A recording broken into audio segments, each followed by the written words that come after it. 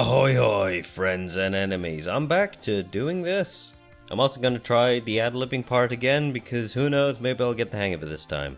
Issues 94, 95, and 96. We have 3 Sonic stories: Eve of Destruction, The Big Fight, and Hero Hour. For the B stories, we have Knuckles the Echidna in Roots. That joke is the worst joke I've ever made. It's probably really offensive. I'm very sorry. C stories are back for just 2 outings, with Amy out for a spin and Tails in virtual reality. Whoever came up with that deserves to be shot. And for the D stories, we have Sonic's World, The Monster Wakes, 2-parters, and Sonic's World, Mock the Doc. Let's get right into it. Eve of Destruction by Lou Stringer. Oh my goodness, it's the Incredible Bulk. I smell a lawsuit coming on. Meanwhile, earlier at the New Year's Eve party, a boring scientist, Dr. Bob Bubble. And in the forthcoming year, I plan to intensify my research into delta wave energy to formulate a thesis that may one day be able to yawn. Looks like all the ladies are avoiding this guy. It seems I've got to get into the Sigma mindset. He leaves and gets his Delta Ray machine. And he's gonna zap himself so he can have the muscular build of a bronzed beach patrol guard. However, whoops, he dropped the control radiation and became utterly massive. He's become the Incredible Bulk. Meanwhile, the Chaotix are out celebrating New Year's Eve, even though they're all wanted for a crime they possibly or possibly didn't commit. What is that crime? They will not tell me. However, it seems like the New Year's bell will be delayed, for a monster has ripped the bell out from the clock tower. Sonic saves the people by cushioning the fall of Bell and preventing it from killing anyone. Mighty and Espio try to fight the Bulk, but they're futile. Futile. Vector correctly identifies him as Dr. Bob Bubble, who is developing Delta Ray things. He immediately leaves and tells Sonic to keep him distracted for a little bit. However, it seems that Bulk is growing rapidly, faster and faster, and he's become too heavy to support his weight. Blobbity boo! Should we suggest a diet plan? Good job with the fat shaming, Charmy. Vector drags in the Delta Ray and repairs the machine to reversing the polarity of the... Why does every science fiction always say reverse the polarity of the neutron flow or whatever? Trek no babble, am I right? The Bulk returns into Bob Bubble, and his high intelligence is returned. But hey, at least he got that bronze look he was going for. Sonic destroys the Delta Ray. My machine, years of hard work destroyed in a second. Maybe you should use your knowledge to help others instead of trying to be something you're not, bozo? Yes, I will make a New Year's resolution to benefit the population of the needy world with my genius. Hey, while you're at it, make a resolution to lighten up. You're sending me to sleep and I wanna party. Happy New Year! In the middle of April. Sonic has gotten tired of living with the Chaotix crew and set up himself at a new apartment in New Tek City. He's still no closer to finding a way back to Mobius. However, as he's talking to Tails and the gang, the building starts to shake, and outside there are 2 people fighting each other. Yeah, let's see like this, you piece of... Come out, I ain't finished with you yet. Chew a nut, you crybaby. Now I'm really gonna teach you a lesson. I've got to do something. Which one of these nutters is the bad guy? Here's a little hint. Neither of them. Sonic tries to interrupt the fight, but the 2 guys just throw a giant rock on him and team up to fight Sonic, before continuing with their own fight, knocking over entire skyscrapers. Apparently they're the Bruise brothers. They get into a fight like this once a month. They're about to kill an old lady. Sonic saves the old lady and then gets smacked on the head with the walking stick. Why you say up to Sonny Boy? What do you do that for? I just saved you from those 2 deadly monsters. They're not deadly monsters, they're a couple of very naughty boys. Now you 2 stop this tomfoolery this minute. Don't blame me, Ma, you started it. I didn't know. I don't believe it, she's the mother. Apparently, every month, these 2 just get into a scrap and almost destroy an entire apartment block. Sonic has had enough of the city. He wants out. Another day later, a fat hippopotamus is barging out of the bank. Nothing stops the Yob. Who comes up with these people? Sonic arrives and proclaims that the Yob should drop the dosh, but a pedestrian tells him to shut up because they have their own heroes to deal with villains like the Yob. It's the Z Monkeys. Topical. Cycle Clips, the team leader, Grey jeans, armpit, chimpoline, snow monkey. Not your best work, is it, Lou? They just stand around and yapping to each other. It's a power that requires great responsibility, Chimpoline. What are they standing around for? Get on with it. Shush! You don't know anything about superhero traditions. Look at the time. It's Hero Hour. And they just pose for a bit, which lets the yob get away. 10 o'clock every day, on the dot, they just pose and stuff. Flex their muscles. And then all the criminals just do all their crimes at 10, I guess. So they get away with it every time. Sonic is sick of that and decides to hit the yob himself, and then burst into Professor Zed's School for Gifted Monkeys. And it's just like, that is a grown man in a Speedo next to children. I think we should call the police. The Zed monkeys arrive at the mansion, while Sonic is making accusations that it's very convenient that all the Zed monkeys stop for Hero Hour, 10 on the dot. Okay, I just noticed that a snow monkey is... all he's been doing is melting throughout the whole comic. Okay. Cycle Clips is throwing clips. Armpits is doing something. Grey Jeans is doing nothing. Sonic just makes a vortex around Professor Zed, and out pops some sort of weasel. It's Mad Mino, our old enemy. And Professor Zed was just a disguise.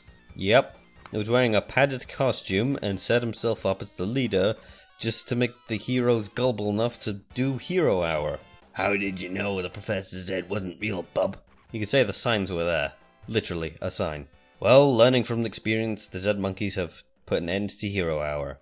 Now, they will have Agony Hour when they feel sorry for themselves for finding out that their mentor was a baddie. That's it, Sonic's out of here. He's sick of this damn planet. And now for what Knuckles is doing. In the Metropolis Zone, one of the last remaining pieces of park land is under threat.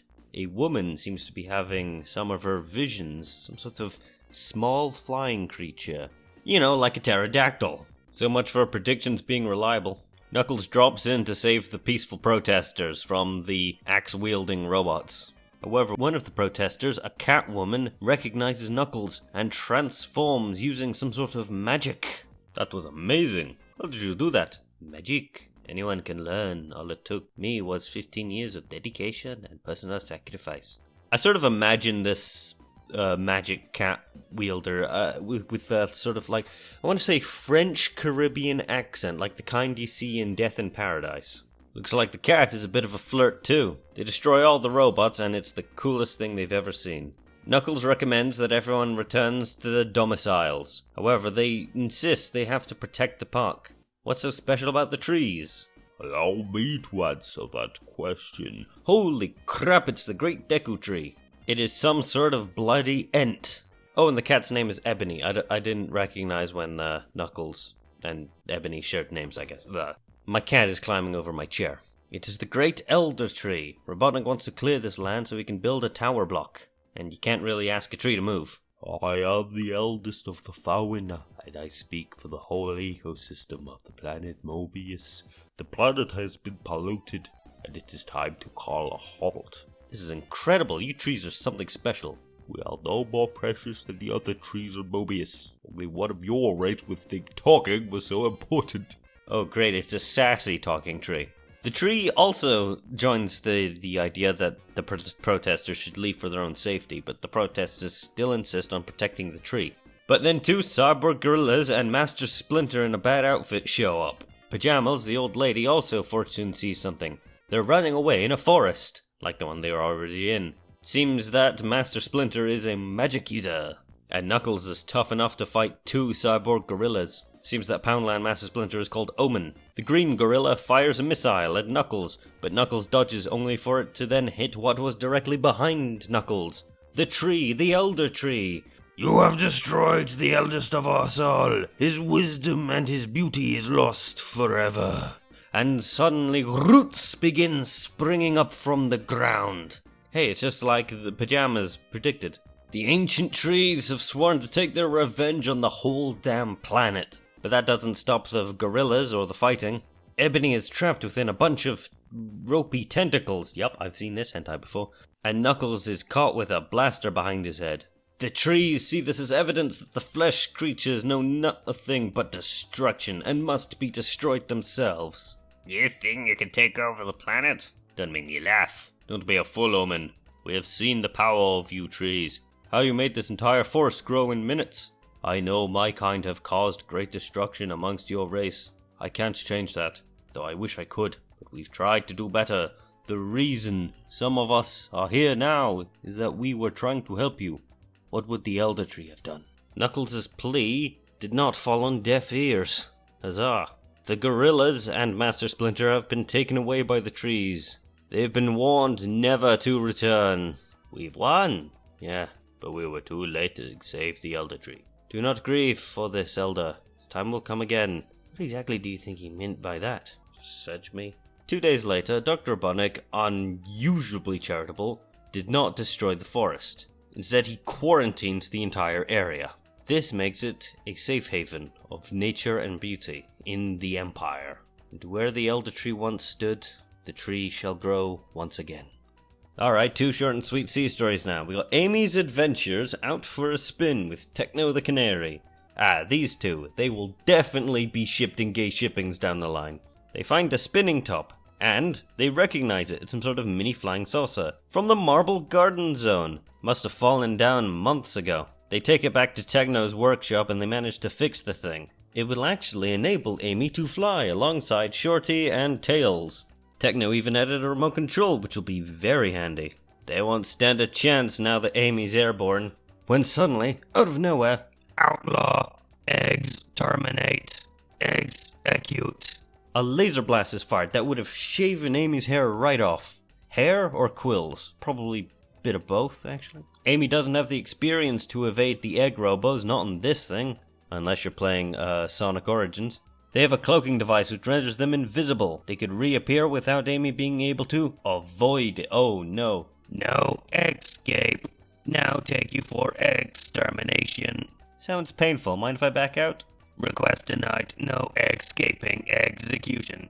Don't you ever tire of those eggy puns? No. We find it exhilarating. Yeah, well, I find it exhausting. Warning, extreme danger approaching. Amy used the remote control to summon the spinning top, and it crashes into the egg robos, destroying them. Well, there's no repairing it now. Well, I suppose out of us freedom fighters, one of us should keep our feet on the ground. And now we have Tails in virtual insanity. Apparently, there's a Tails fan club around. In the Casino Night Zone, which Tails actually defended for a short while Sonic was fighting in the Revolution, I think. Tails can't find the fan club, but there's a lot of people wearing some funky laser tag gear, and they start shooting at him. And it's definitely not laser tag, because they're firing actual factual lasers. They shoot a building, and one of the people is almost squashed. Ha, it's not real, silly. It's real to me. Move. Turns out while everyone's wearing this virtual reality gear, Tails looked like a badnik, and almost got shot because of it. Tails and the child hide. Apparently Max Gamble sold them a virtual reality video game. This was all a ruse just to get innocent people to kill Tails for making him look foolish earlier. Oh yes, life's a gamble when you mess with Max. Hey, I like the sound of that. Maybe I'll use that as my catchphrase. Tails, how did you find me? Your address is in the phone book, Lizard Lips. After a bit of taunting about Max Gamble's weight, Tails drops him right into the city square. Now you're for it. Okay, gang, go for the squirt. Hey look, a bigger target. Pew, pew, they all start shooting at Max Gamble. Seems they see him as a bigger badnik, and bigger badniks mean more points. When the batteries run out, they finally find a singed Max Gamble hiding on a lamppost. Tails is about to leave, but some adoring fans ask for an autograph. An autograph of Sonic the Hedgehog. Story of my life. Wrapping up with Sonic's World, the monster wakes. It's New Year's Day on Mobius, like it was on New Tek City. The gang are celebrating in Techno's lab. Shorty, the short-tempered man that he is, still wishes that he could live, with a triumph over Robotnik. That would make a great New Year's resolution. Techno offers them to use the secret lab as a secret base full time, but it's a bit small for all 5 of them to live, so they could burrow through the walls to make more room. The alarm goes off, and look, it's Knuckles from earlier in the video. Apparently the pterodactyl was just hungry for some munch on his way back. Apparently they're back to live in the Emerald Hill Zone. Well, no, they just live underground, and... well, Knuckles is the only person who has an affinity for digging. This isn't like taking on a new death egg. Yeah, well, they got enough space to build some quarters, and Knuckles just takes off back to his floating island. If I hang around you much longer, you'll have me fitting carpets. They check out the cave that Knuckles dug, but they hear something. Something breathing? Some sort of funky looking rock? That's no rock. That's an eye. The building begins to rumble, and then a whole ass dragon emerges. Awesome, a dragon. But I always thought they were creatures in fairy tales. I hope it's friendly. Well, let's see. You woken me up from 1,000 years too early, and you expect me to be friendly? No way. The dragon starts to burn the whole environment. Shorty gets Tails to distract the dragon so he can get in a surprise attack. Don't bug me, little fox, or I'll roast you alive. Sorry, dragon. Roast. Fox is off the menu. Pew pew. But whoosh! Shorty is burnt to a little bit of a crisp. How come every time I meet a rampaging monster, I get scorched? Good job my armor is so tough. Johnny goes for the shins. Like that does anything. I'm taking that dragon out now. Thanks for the offer, but I decline. And he starts to fly away. He won't get far. I'm setting my power to full blast. No! The dragon didn't do anything wrong. I mean, they woke him up. They were digging out his house. It attacked entirely in self-defense. Tails flies up to apologize and... It's a bit too late for apologies, Fox. You woke me up from my hibernation 1,000 years too early. Now I must roam this planet alone until the other dragons awake. Well, at least we know the dragons are coming. You will still be around in 1,000 years? Are you kidding? I'll only be a teenager in dragon years by that time. Hey, do you think you could help us fight Robotnik? Nah, don't hassle me when I only just got up. Maybe I'll think about it in a few years, okay? Well, that's a dragon taken care of, I guess. But there's a problem with Shorty. Seems that his short temper may land them in big trouble one day. He wasn't willing to let that dragon go. And now on to the final story. Every night at 6 o'clock, every family in the zone gathers to watch Dr. Robotnik's broadcast. Because they have to, it's the law. When the TV radio channels are hijacked and it's promoting a new game show, look, it's Harry Hill if he was a corgi. Presenting the new show, Mock the Doc. That's right, folks, we've jammed the signals of Robotnik's broadcast to replace it with the type of show you really want to see. Woo! Why does he keep saying woo, Daddy? All game show hosts do it. Maybe his trousers are too tight. And now onto the first contestant, Teddy Gormless from the Marble Zone. Bah, I am the ruler of this planet, I am. Do as you're told or I'll sit on you. The viewers are having fun, except for one. Dr. Robotnik is amazed with the ratings tonight. However, it turns out that the ratings aren't for him, but a pirate TV station that have hijacked the airwaves. How dare they mock Dr. Robotnik? I'm Doctor, don't call me Conehead Robotnik, and I can beat anyone except for that little blue hedgehog. But troopers arrive into the studio, but his robots are confused. They think the traffic cone wearing people are the real deal. Trooper, obey me. Ignore him, obey me. I'm the fattest, obey me. The troopers start shooting each other because they believe the other Robotniks are fakes. Once Robotnik arrives himself to the studio, he finds that the camera's still rolling and everybody's gone. He looks like an idiot on live TV. Nothing on TV tonight, sir. Shut up! And that's all for this video. Next up, the prelude to the 100th issue. That's gonna be exciting, folks. See you around.